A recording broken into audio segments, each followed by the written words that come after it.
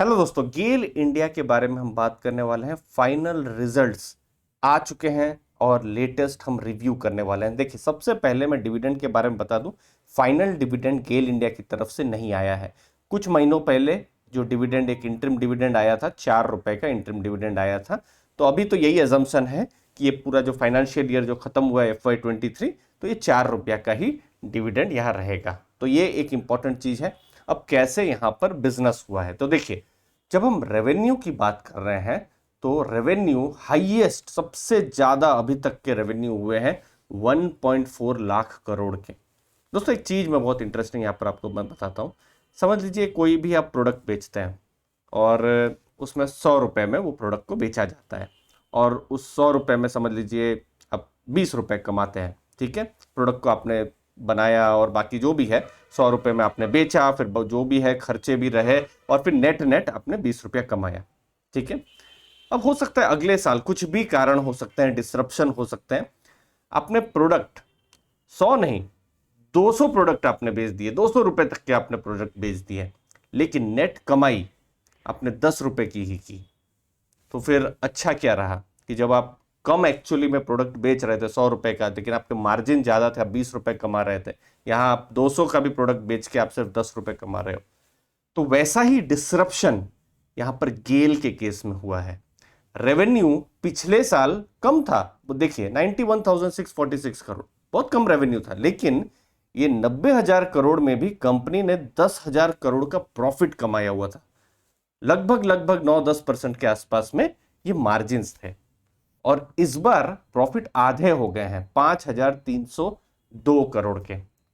तो इस चीज को हमको समझना है कि गेल के केस में ऐसा क्या हुआ है कि कंपनी ने जो भी उनका प्रोडक्ट है, जो भी उनके बिजनेस है, उनके रेवेन्यू हुए हैं, उनकी कमाई हुई है, लेकिन वो किसी भी कारण के कारण से वो प्रॉफिट में कन्वर्ट नहीं हुई है।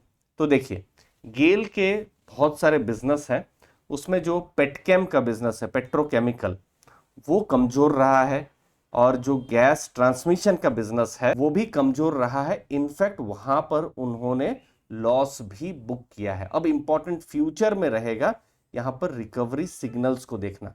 अब देखिए, फाइनेंशियल ईयर 23 जो खत्म हुआ, ये गेल के लिए एक बहुत ही टफ टाइम था।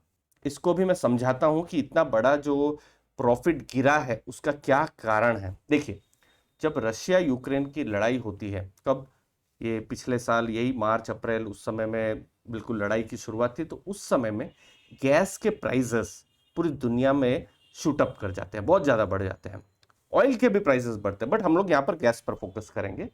तो गेल का एक लॉन्ग टर्म, एक गैसप्रॉम करके कंपनी है, उनके साथ एक लॉन्ग टर्म का एग्रीमेंट है, जिसमें गैसप्रॉम गेल को गैस सप्लाई करता है। ये लॉन्ग टर्म का एग्रीमेंट है, लेकिन उस समय में क्योंकि गैस के प्राइसेस बहुत ज्यादा बढ़ गए थे, तो गैसप्रॉम ने स्पॉट मार्केट में ज्यादा गैस बेचना शुरू कर दिया, क्योंकि उनको ज्यादा प्रॉफिट हो रहा था। तो उन्होंने उस समय में, जो भी रीजन हो उनको ही पता है, गेल को गैस की सप्लाई उस समय में बंद कर दी थी। तो इसका डायरेक्ट इंपैक्ट किसको हुआ? गेल को यहां पर हो रहा था, क्योंकि गेल को गैस यहां पर नहीं मिल रही थी। अब भारत में गेल है, लेकिन गेल जो है भारत में भी जो दूसरी कंपनियों को भी गैस सप्लाई करती है।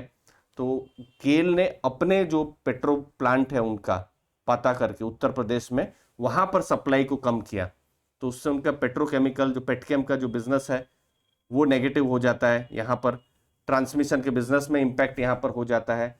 उन्होंने अपने कस्टमर को सप्लाई तो किया, बहुत उसमें कमाया नहीं था।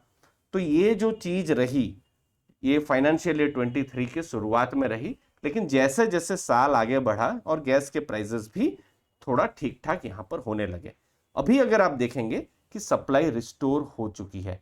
तो आने वाला जो समय है, जो फंडामेंटल जो देखना है, वो यही कि चीजें अब सामान्य कैसा हो रही है। अभी तो रिजल्ट खराब आए हैं, नो डाउट, उसमें कोई दो राय गेल में नहीं है। लेकिन अभी अगर आप गेल को अगर आप देखते हैं एज एन इन्वेस्टर, तो ये टोटल कॉन्ट्रा है। कॉन्ट्रा का मतलब है चीजें खराब है, हमको पता है, सबको पता है, लेकिन एक्सपेक्टेशन है कि चीजें अच्छी हो सकती है। कैसे हो सकती है? क्योंकि अभी जो गैस के प्राइजेस हैं, एलएनजी के प्राइजेस हैं, भाव जो उनके हैं वो अभी कम होना शुरू हो गए हैं। फिर डोमेस्टिक जो एडमिनिस्ट्रेड प्राइस होते हैं वो भी कम होना यहाँ पर शुरू हो गए हैं। तो इससे क्या उम्मीद कर सकते हैं कि जो मार्जिन्स हैं वो फिर से गेल के केस में यहाँ पर बढ़ सकते हैं, बट ये हुआ नहीं है। ये क्या है, एक्सपेक्टेशन है। अब इसके लिए कब डेटा हमको पता चलेगा, जब भी जुलाई अगस्त में रिजल्ट आएंगे या फिर जो दूसरे क्वार्टर के रिजल्ट अक्टूबर नवंबर में आएंगे तब। फिलहाल इस मोमेंट में बहुत अच्छे रिजल्ट गेल की तरफ से नहीं आ रहे हैं, लेकिन एक स्ट्रेटेजिक कंपनी है, बहुत ही इंपॉर्टेंट कंपनी है। जब हम गैस की बात कर रहे हैं और भारत इंडिया की हम बात कर रहे हैं, हमारे देश की बात कर रहे हैं, तो यहाँ पर यही हमको देखना है कि रिकवरी अगले कुछ महीनों में कैसी यहाँ पर हो रही है। मुझे उम्मीद आपको वैल्यू मिली होगी। आपके समय के लिए बहुत बहुत धन्यवाद। थैंक यू दोस्तों।